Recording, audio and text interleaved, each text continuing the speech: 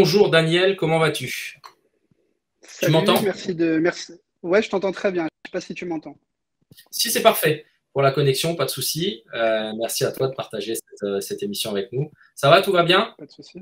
Tout va bien, merci. Merci de l'invitation, ça fait plaisir. Eh ben, avec grand plaisir. D'ailleurs, le papier était extra, hein. Vraiment, la documentation Merci. était vraiment très, très intéressante. C'est pour ça que tout le monde t'a repris. Alors, Javier Ribalta, en quelques mots, tu nous le présentes un petit peu. Ouais. Dis-nous à quoi devons-nous nous attendre justement avec ce nouveau directeur du football. Bah, ce qui a été repris plus ou moins par tout le monde, je pense que ça, c'est vraiment quelque chose qui a été compris. C'est que j'ai l'impression quand même que c'est un peu, alors, je vais résumer très vite, mais c'est un peu le frère siamois de Longoria. Ils ont un peu le même parcours. Ils sont espagnols tous les deux. Ils ont Longoria à 36 ans, je crois, ou 37 ans. Ribalta à 41 ans. Donc très jeunes. Ils ont passé une grosse partie, la majeure partie de leur carrière en Italie. Moi, je suis un admirateur du calcio, de la Serie A. Donc pour moi, ça a beaucoup de valeur. Je pense qu'ils sont passés par des gros clubs, hein. Ribalta, il a commencé, en fait, son histoire, elle est assez classique au départ et beaucoup moins par la suite. C'est un gars qui s'est rendu compte qu'il n'avait pas le talent pour passer professionnel, mais fan à mourir de foot. Et donc, il s'est vite engagé, en fait, dans les obscures divisions espagnoles, dans sa Catalogne natale. Il entraînait des équipes de jeunes et il passait son week-end en fait à aller de terrain en terrain à regarder des matchs. C'est un fou, un peu comme Longoria, quoi. C'est le genre de mec qui peut allumer sa télé à 3 heures du matin et regarder un match de D2 bulgare parce qu'il veut voir un truc, quoi. Donc c'est un peu sur ce point-là, ils sont assez similaires. Et il se trouve qu'en fait, à une époque, le Liverpool de Rafa Benitez avait un chief scout, hein, un responsable du scouting qui s'appelle Mauro Pederzoli, un Italien, et dont le club avait demandé qu'il s'établisse plus particulièrement à Barcelone parce que gros vivier de joueurs, comme aujourd'hui potentiellement certains clubs doivent avoir un QG à Paris ou à Londres parce que c'est des tels viviers que tu as toujours des joueurs de qualité à repérer. Et il se trouve que par hasard, ils se sont rencontrés, Ribalta et Pederzoli, et ils sont tombés, enfin Pedersoli est tombé sur le charme de Ribalta, de son œil et de sa façon de voir le foot.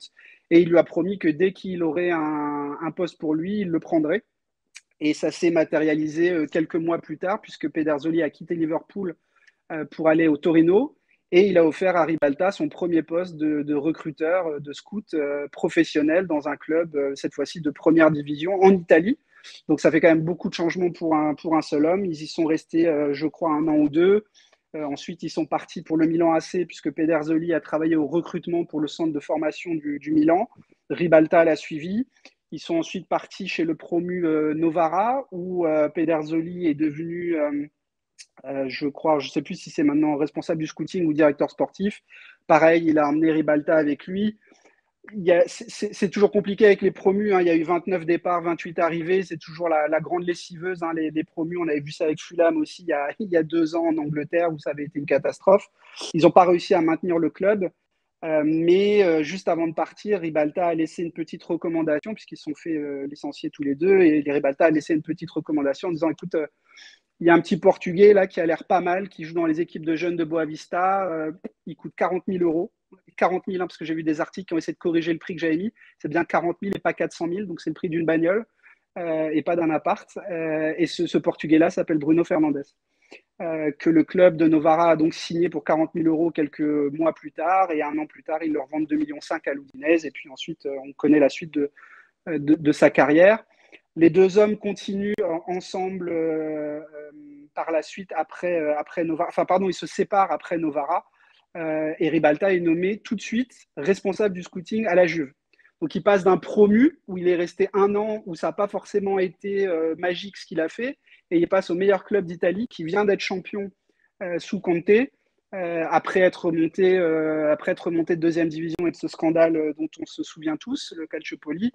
Et c'est là qu'il rencontre aussi Longoria. Donc Rivalta va rester 6 ans à la Juve, très bien entouré, formé par ce qu'on peut appeler, alors je ne sais pas si c'est l'élite, c'est pas toujours très positif ce qu'on peut dire à leur sujet, mais le directeur sportif à l'époque c'était Fabio Paratici, qui aujourd'hui est à Tottenham.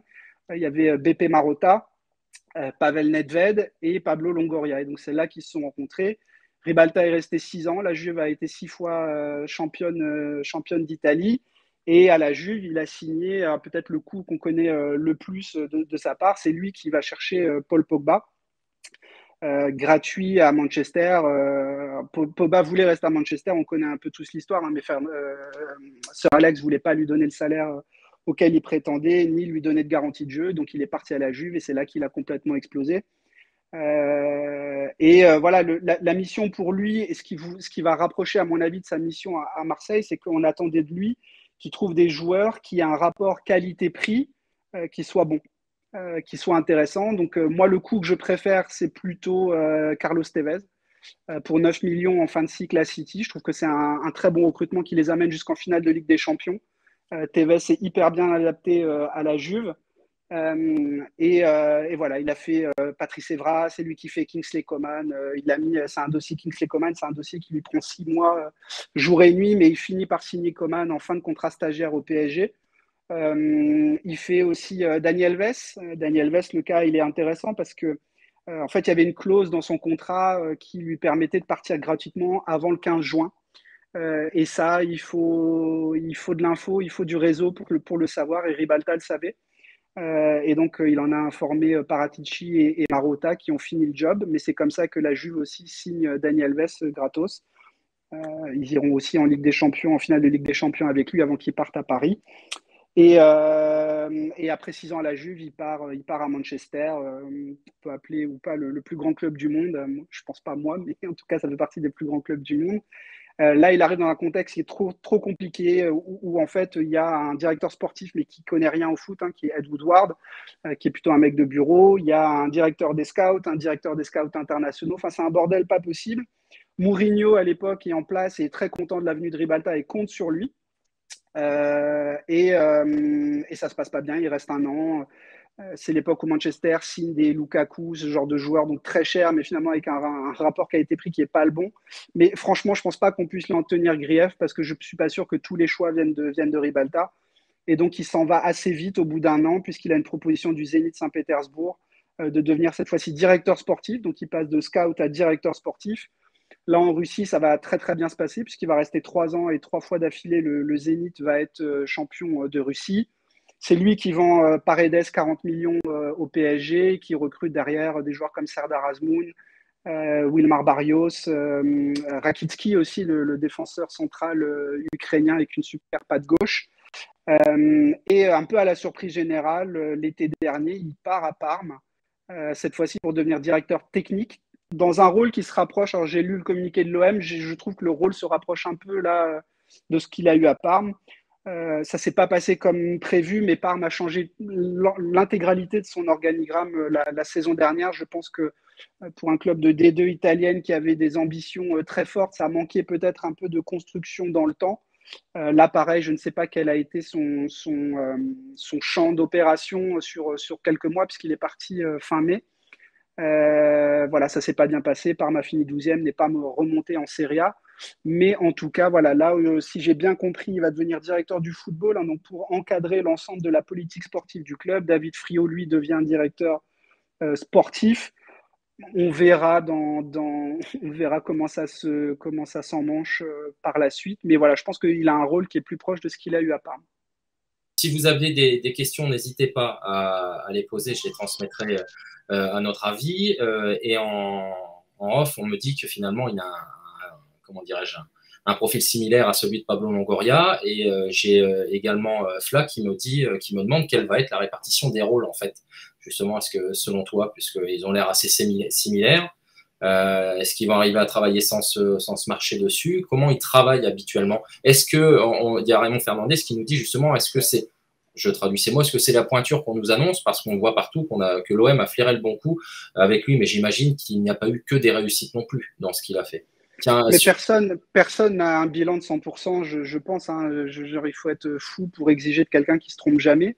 Je pense, moi, qu'il a le même profil que Pablo Longoria.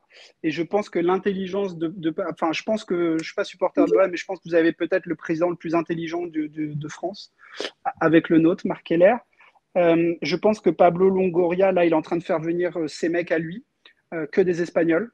Donc ça, pour moi, c'est aussi culturellement, ça veut dire qu'ils vont se comprendre et ils vont se parler. Et je pense que le recrutement de Ribalta, finalement, il se dit, c'est quelqu'un qui est capable de faire comme si moi je faisais. Je pense qu'il a confiance en lui comme s'il avait confiance en lui-même. Parce qu'ils ont la même faculté à bouffer de la vidéo, c'est ce que je dis dans l'article. Ils sont aussi très focalisés sur la data et les technologies modernes. Je pense qu'ils ont un profil similaire et je pense que Longoria aurait pas pu déléguer cette partie à quelqu'un qui fonctionne pas comme lui et qui n'a pas la même sensibilité. D'accord. Donc je pense que c'est peut-être le meilleur choix possible. Après, ça n'est que mon avis En et l'avenir gros, nous dira si c'est le cas. en gros, Daniel, tu es en train de nous dire que quelque part, Pablo Longoria, comme il n'a pas le don d'ubiquité, il avait besoin Ouais, de se cloner et il a pris son double, ouais. quoi, de manière à pouvoir dispatcher toute cette masse de travail qu'il ne peut pas assumer en 24 heures. On sait que les journées n'ont que 24 heures. Et voilà. Ouais. Ouais, et ça a été dit d'ailleurs. Enfin, je crois qu'il l'a dit. Ou enfin, j'ai entendu passer ça pas mal. Là, le gars, il est rincé, quoi. Enfin, il a tout fait. Longoria, de base, il n'est pas dimensionné pour être président, hein. C'est la première fois qu'il accède à ce poste, Longoria. Donc, je pense que je pense qu'effectivement, il n'a pas le don d'ubiquité et je pense qu'il a besoin d'avoir confiance en des mecs. Donc là, il le fait venir lui, il fait venir. Je me suis noté d'autres noms, hein. Il y a Pedro Iriondo aussi qui arrive, directeur de la stratégie et du développement. Je ne sais pas trop ce que ça veut dire, mais le gars, c'est un ancien de KPMG. KPMG, c'est un cabinet d'audit qui est mandaté souvent dans la cession et la valorisation et la cession de clubs. Alors, je crois que d'ailleurs, le club de Chelsea qui est vendu aux Américains, là, ça passe par KPMG. Donc, c'est quelqu'un aussi qui a du réseau et qui sait comment ça fonctionne. Ce gars-là, Iriondo, a bossé aussi à la FIFA. Donc, Longoria est en train de faire venir. Moi, je pense que les esprits brillants sont des gens qui s'entourent de gens brillants. Ce pas des gens qui concentrent le pouvoir. Je pense que c'est des gens qui délèguent, mais qui délèguent bien. Et j'ai la sensation que Longoria est en train d'essayer de faire ça, de déléguer, mais de déléguer intelligemment le boulot. J'ai, Ouais. Oui, vas-y, Yannick. Ouais, après, bon, ça, c'est pas toi qui vas me répondre, mais quand j'analyse ce que tu dis, je suis en train de me dire qu'en fait, Longoria, il met entre parenthèses ses qualités de recruteur, etc., pour se focaliser sur un métier, pour se focaliser sur un métier qui est pas forcément celui qu'il voulait à la base, c'est être président de club. Écoute, tant mieux si on s'entoure de personnes compétentes, c'est que mieux. Ça fait des années on a beaucoup d'incompétences au club, mais mettre de côté toutes les qualités de Longoria juste pour qu'il fasse président de l'Olympique de Marseille. En plus, c'est pas vraiment un grand communicant, donc il faut beaucoup de communication à Marseille. C'est un club où il faut être là, il faut être présent, il faut communiquer, quand il y a le feu, il faut l'éteindre, quand il y a l'engouement, il faut savoir le tamiser. Et en fait, lui, à chaque fois qu'il y a eu des problèmes cette année, alors c'est pas contre ça, hein, c'est pas contre lui, mais il n'a pas su forcément être là au bon moment, il n'a pas su parler au bon moment. Moi, je trouve c'est son rôle de président qu'il a été mis président par défaut et c'est pas ce qu'il voulait. Et il est très bon dans son registre de recruteur, mais je suis pas sûr que ce soit un très très grand président. Donc se mettre à part comme ça, je ne sais pas si c'est une bonne solution, mais bon, on verra par la suite. Avant que tu répondes, s'il te plaît, juste Daniel, c'est Mm. pour faire coïncider ce que vient de dire Yannick avec ce que nous propose Théo Vitiello. Est-ce que avec son arrivée, on peut imaginer Longoria quitter le club à moyen terme? Est-ce qu'il y a déjà eu des départs lorsqu'il est arrivé quelque part? Pas à ma connaissance. Pas à ma connaissance. Après, je suis pas sûr d'aller dans le sens de ce qui vient d'être dit. Je crois que Longoria, euh, dans la structuration du club, il reste encore David Friot. David Friot, c'est quand même quelqu'un qui a été scout aussi pour Manchester United pendant de longues années. Je pense que la stratégie aujourd'hui de Marseille, c'est de savoir recruter, de savoir vendre. Alors, est-ce que ça rentre dans le cadre de la cession du club aussi? Probablement. Ça, on verra ce qui va se passer. Mais je ne crois pas que Longoria, c'est un passionné de foot avant d'être un passionné de politique. Donc, Longoria, à mon sens, ne lâchera jamais la partie purement recrutement, scouting, etc. Je pense qu'il a besoin de déléguer une partie du travail en amont et il restera toujours en aval de ça. En tout cas, c'est mon avis, je ne le vois pas abandonner ça. Après, pour ce qui est de la communication, parfois il vaut mieux rien dire plutôt que d'entretenir les braises et on sait qu'à Marseille, les braises, elles s'embrasent très très vite. Donc j'ai plutôt, mais moi je suis un nordiste, je suis un Alsacien, donc on est déjà un peu plus calme et plus mesuré. Donc c'est pas le genre de choses moi qui me choque. Au contraire, il vaut mieux rien dire que de dire des bêtises sur le feu de l'action. Après voilà, je comprends totalement ce que tu dis et je suis pas dans le contexte marseillais, donc il y a sûrement des paramètres qui m'échappent. Mais je pense qu'il y a un truc qu'il faut pas se dire, c'est que je pense pas du tout que Longoria va lâcher complètement la partie scouting et la partie recrutement. Il a besoin d'assistance là-dessus et il prend une pointure. Ça, c'est ce que moi, je comprends. Ça va être un travail qui va être fait en adéquation avec l'un et l'autre. Alors, attention pour ce qui concerne les sessions, parce que comme nous le fait remarquer Renaud, on est fragile avec tout ce qui entoure les sessions de Mais c'est très compliqué. Aujourd'hui, j'ai fait plusieurs spaces avec d'autres groupes marseillais et ils ont tous eu la même réaction qui est la même que la vôtre et qui est très bonne, qui est de dire aujourd'hui, est-ce que finalement la première qualité d'un directeur sportif, c'est pas de savoir vendre avant de savoir acheter. Justement. Quand tu achètes et tu fais des bons coups, des mauvais coups, ça marche pas. Évidemment, mieux tes yeux marchent et plus tu as de réseau, plus tu réussis. Mais aujourd'hui, vous avez une problématique de vente de joueurs. Camara, c'est quand même compliqué de ne pas réussir à le vendre. Simakan, c'est quand même dommage de le perdre.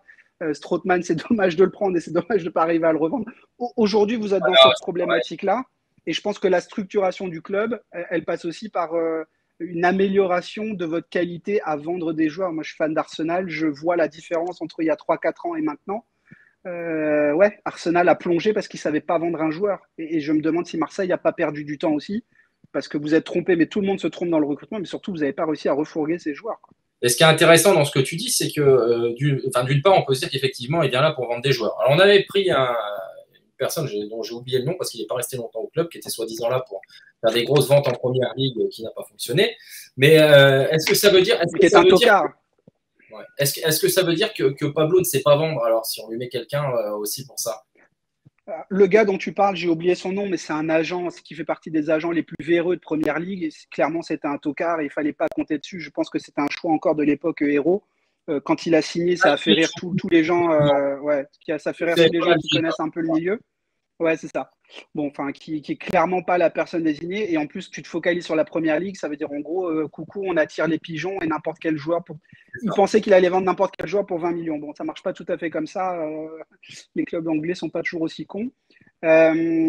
Après, Ribalta, pour moi, il a quand même su vendre. Alors, pas à la Juve, parce que c'est pas lui qui était en charge, et pas à Manchester.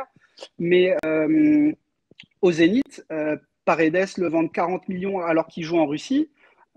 C'était pas si évident et à mon sens à cette époque-là c'était le maximum de ce qu'il pouvait en retirer en allant le chercher à la Roma, etc. Et derrière les recrutements qu'il fait sont plutôt bons. Malcolm, il va chercher aussi Malcolm, etc. Et il aurait pu le revendre plus cher aussi. Je pense que c'est quelqu'un qui sait vendre. Je pense qu'il y a moins d'exemples que d'achats. Après Longoria et lui, ils ont pour lui d'avoir un réseau de monstres. Je pense qu'aujourd'hui, ils ont n'importe quel numéro de téléphone de n'importe quel président de club européen, que ce soit pour recruter ou pour vendre. Et je pense qu'ils connaissent aussi tous les agents. Et ça, au-delà de tes qualités intrinsèques de négociateur, c'est encore plus important de connaître les bons intermédiaires. Parce qu'aujourd'hui, c'est les agents qui font les transferts. Les directeurs sportifs et les recruteurs, ils voient des joueurs. Après, c'est les agents qui font les deals. Et quand tu connais les agents et que tu t'entends avec eux, c'est là que ça marche. Et alors, si je peux... Attends juste une seconde, Yannick, si tu me le permets. Il y a quelque chose de très intéressant que tu viens de dire, c'est qu'il a les numéros de téléphone et donc il a les bons contacts et les agents. On avait un directeur sportif qui s'appelait Andoni Zubizarreta, qui avait les numéros de téléphone, qui avait les bons contacts et qui ne restera pas dans les annales, en tout cas sur ce qu'il a fait à Marseille. C'est quoi principalement alors la différence entre deux personnes qui ont les contacts et l'une qui n'a pas réussi et l'autre qui est sur le point de le faire d'après ce qu'on voit? C'est quoi vraiment la différence entre ces deux personnes-là, pour toi? Potentiellement la compétence. Est-ce que Zubizarreta, en fait, que ce soit dans les achats comme dans les ventes, est-ce que finalement c'était si bon que ça à Barcelone? Est-ce que c'était si bon que ça à Marseille? Est-ce que quelqu'un qui est compatible avec Barcelone est forcément compatible avec Marseille? L'avantage de Ribalta, c'est que là où il a été le meilleur, pour moi, c'est à la Juve. Et à la Juve, on lui demandait des joueurs pas trop chers, très bons, et du recrutement ciblé. C'est ce qui va lui être demandé à Marseille. Vous n'avez pas un budget de 300 millions. Vous allez avoir un budget serré, alors plus confortable que le nôtre à Strasbourg, mais quand même serré pour un club qui va jouer la Ligue des Champions, donc il va falloir être malin. est-ce que rater Witsel, c'est si grave que ça? Est-ce qu'ils étaient vraiment intéressés par Witsel qui aurait croqué un gros salaire? Potentiellement, ça vaut le salaire de 2 joueurs qui peuvent apporter quelque chose? J'en sais rien. En tout cas, ce qui change pour moi, c'est la compétence et surtout ce que tu as prouvé par le passé. Je ne suis pas convaincu que Zubizarreta avait prouvé tant que ça au Barça à l'époque. Non, ni à Bilbao d'ailleurs. Ni à Bilbao. Yannick. Ouais, je voulais revenir quand il dit qu'on ne sait pas vendre.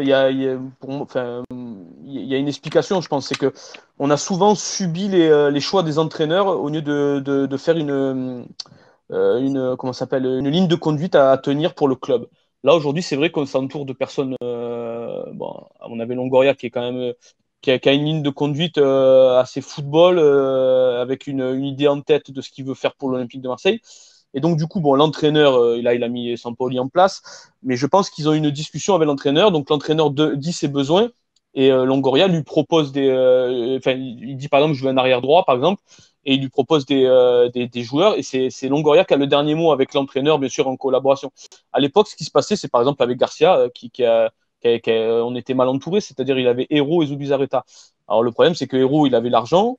Il est arrivé, il a mis Garcia en place. Et Garcia, le problème, c'est que c'est lui qui a fait ses choix. Il nous a fait venir Strootman, il nous a fait venir X joueurs qui, au final, étaient ses choix propres et personnels. Zubizarreta, il subissait, il était là juste pour faire le lien entre le joueur et les agents, etc.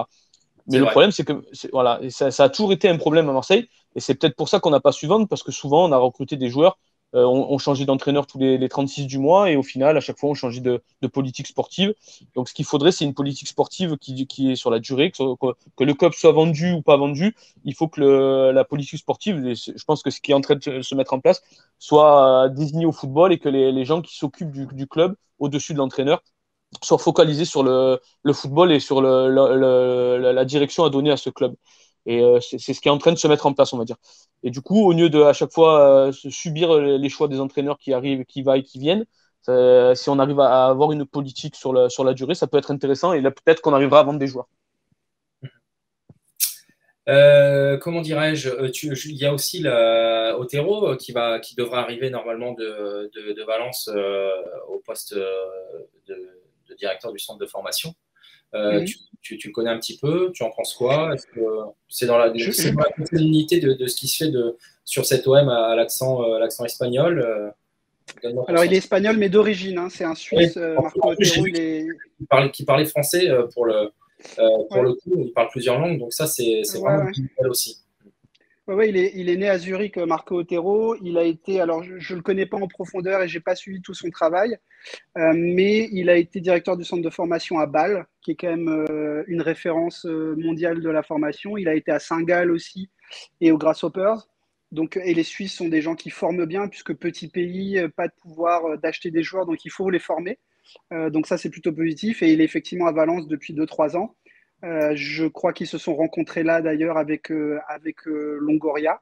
Je ne peux pas en dire beaucoup plus que ça puisque je ne connais que son parcours et je n'ai pas suivi tout ce qu'il a fait.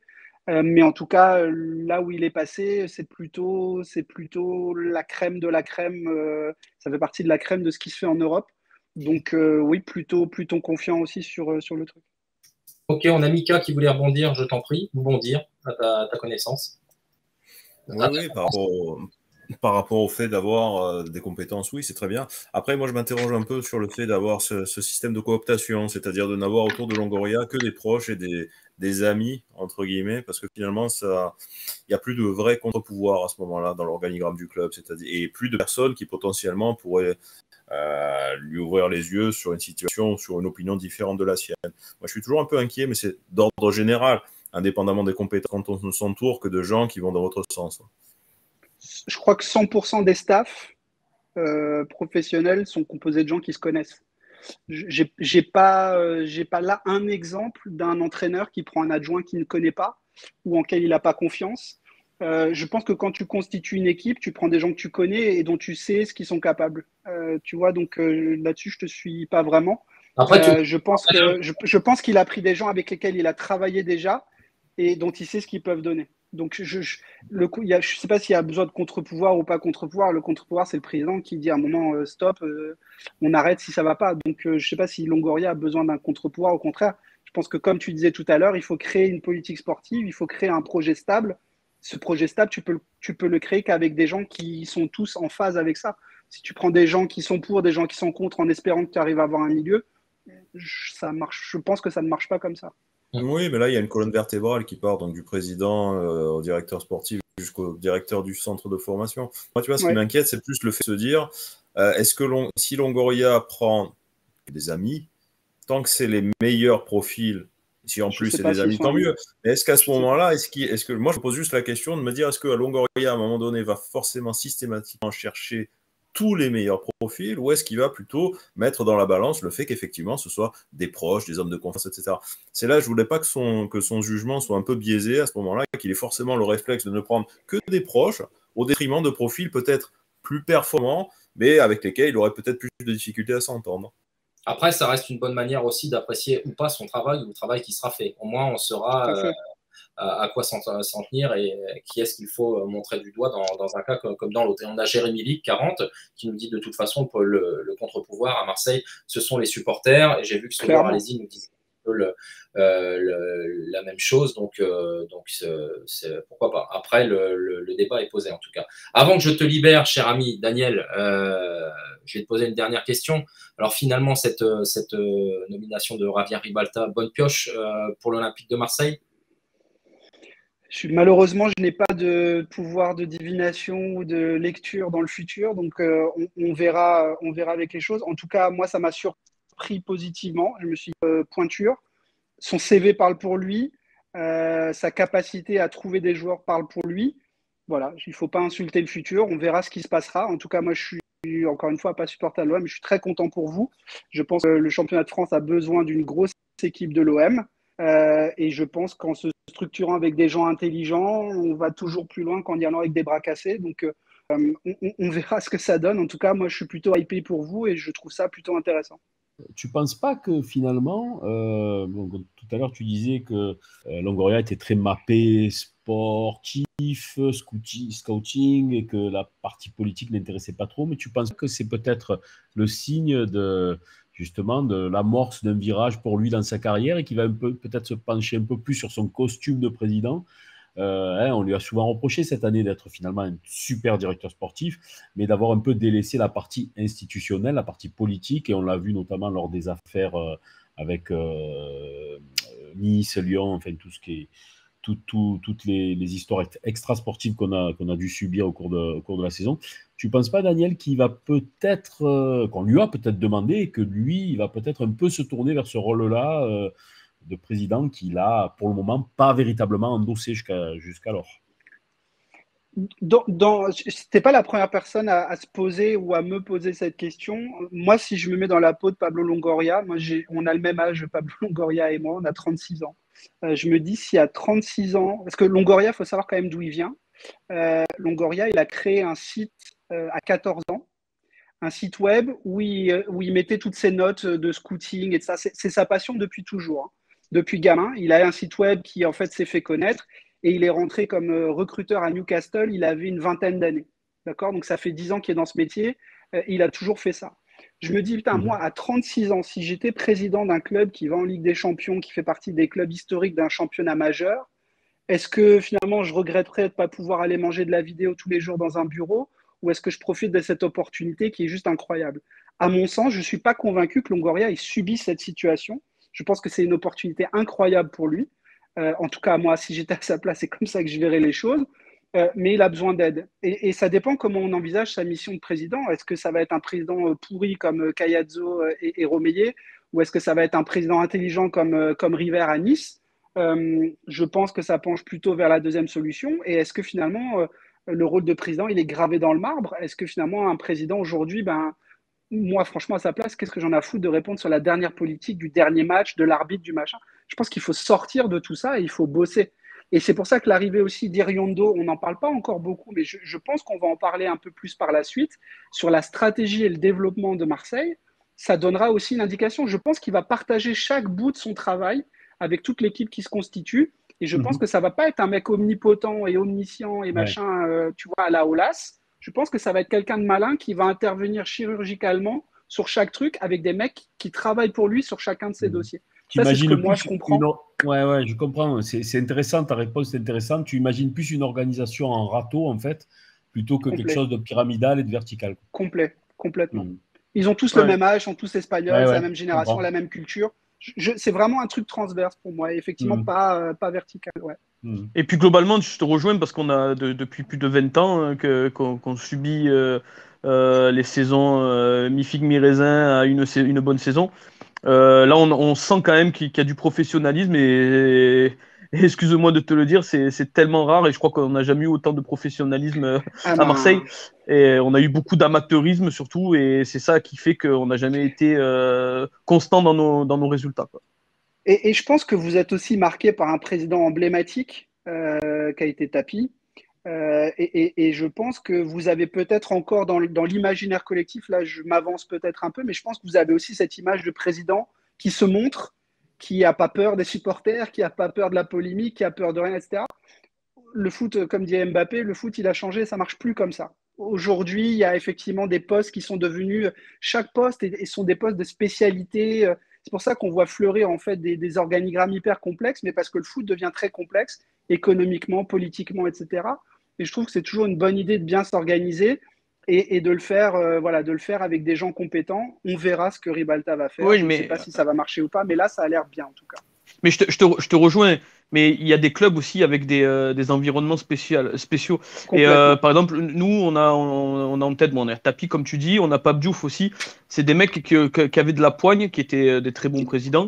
Bon, un qui mettait son propre argent, l'autre qui était président délégué. Mais c'est des mecs qui communiquaient à Marseille ce qu'il faut, au-delà de bien travailler. Bien sûr, attention, Longoria, je sais que c'est un professionnel et qui travaille très très bien. Il n'y a pas de souci sur ça. Mais il faut quand même que s'il se consacre au rôle de président, il faut qu'il soit présent sur la scène médiatique. Et Marseille, si tu communiques pas, c'est très compliqué. En ce moment, tu vois, il y a un calme plat autour du club. Il y a du silence, mais un silence pesant. Et on passe pas devant la DNCG, on est reculé, etc. Et beaucoup, tu vas sur les réseaux, tous les supporters se posent la question, mais qu'est-ce qui se passe? Parlez-nous, dites-nous quelque chose. Ça investigue Cardos, qui est la personne qui est la communication du club, sur les réseaux à mort. Moi le premier d'ailleurs.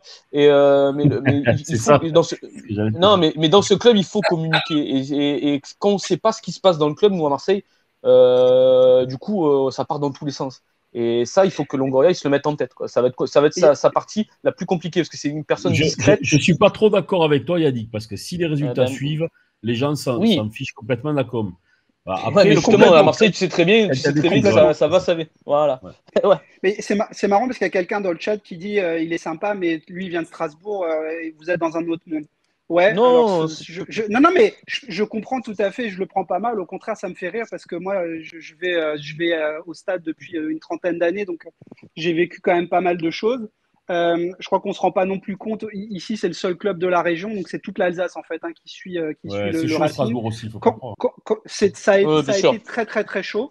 On connaît aussi ça. Et en fait, aujourd'hui, les supporters se retrouvent avec un président Marc Heller qu'on ne voit pas. Marc Heller, tu peux compter ses interventions sur les doigts de la main. Sérieusement, depuis qu'il est en place, tu ne l'entends jamais. Pourquoi? Parce que ça bosse, on a confiance, on sait où ça va, on comprend ce qui se passe, il y a des résultats.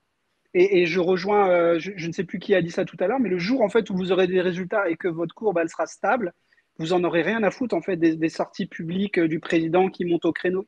Il n'y a pas besoin. Ce qui compte, c'est de bosser et de gagner. Le reste, c'est pour amuser la presse et c'est pour amuser ceux qui veulent. Ouais, tu vois ce que je veux dire? Le but au foot, c'est quand même de gagner. Tu as raison, mais je suis assez d'accord avec toi. Après, c'est Gilles qui a repris la parole.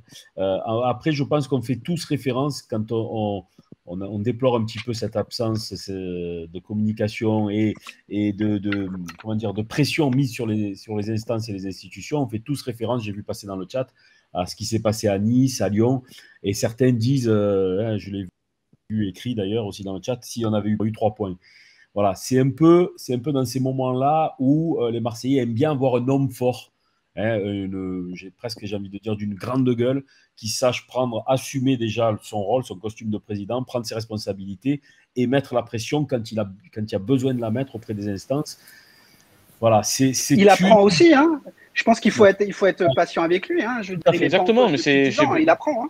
Daniel, échappe-toi parce que nous, on va te capturer jusqu'à la nuit, là. T'es tombé dans un piège, là. On va te poser une dernière question Avec plaisir. avant qu'on te libère, Daniel. Vas-y, Mika. Ouais, moi j'en ai une dernière pour Daniel. Alors, il est passé dans des grands clubs prestigieux. Est-ce qu'il est aussi à l'aise pour gérer des gros portefeuilles que des petits portefeuilles, à ton avis? C'est compliqué parce que des gros portefeuilles, il en a eu un, c'était Manchester, et clairement, il n'était pas le seul à prendre la décision. Zénith, c'était plutôt. Je pense qu'il y a quand même beaucoup de fric au Zénith, mais tu es dans le championnat russe, donc ça attire pas grand monde. Moi, je pense que sa meilleure période, encore une fois, c'est la Juve. Dans une Juve qui, à l'époque, sort du Calciopoli, de sa remontée de deuxième division, qui vient d'acheter son nouveau stade, qui laisse le Dele Alpi pour entrer dans un stade plus petit, mais beaucoup plus rentable, et donc avec des coûts à maîtriser. Donc moi, je pense que c'est quelqu'un qui va être plus à l'aise avec un budget plus serré aussi, parce que ça va le forcer à faire ce qu'il aime, c'est-à-dire chercher des joueurs. Quand tu as 300 millions de budget comme le PSG, ben, tu prends les meilleurs joueurs. Quand tu n'as pas d'argent, tu es obligé de bosser un peu. Et je pense que ce qui l'intéresse, lui, c'est de bosser un peu. C'est pas de prendre un Dybala ou un Cristiano Ronaldo, tu vois. Donc, non, je pense qu'il sera très à l'aise à Marseille. Il serait bien inspiré de le prendre, Dybala qui est libre. Ça nous ferait très plaisir. En tout bon cas. Courage, ouais. Bon courage. Moi, je vais juste te dire, Oui, un petit dernier mot aussi. Moi, je te souhaite juste une bonne saison pour Strasbourg. Juste que tu nous laisses Merci. le match aller-retour 6 points et que tu finisses derrière nous. Le reste après, ça me. Voilà. On a Steph qui nous dit, et beaucoup de personnes l'ont signifié dans le chat, hein, que ton intervention était très intéressante. Merci à toi, ça fait plaisir de recevoir en plus quelqu'un de sympathique, de respectueux et qui a, merci à vous, les gars, merci. Qui a eu l'œil justement sur l'actualité marseillaise. Ça fait du bien d'avoir un avis extérieur dans le débat et le respect de tous. Merci à toi vraiment d'être venu. Et, merci pour l'invitation. Avec grand plaisir. Et puis écoute, qui sait, peut-être nous retrouverons-nous d'ici quelques temps si l'actualité le permet. Avec plaisir. Merci Daniel. Ciao, merci à toi. Bye. Ciao.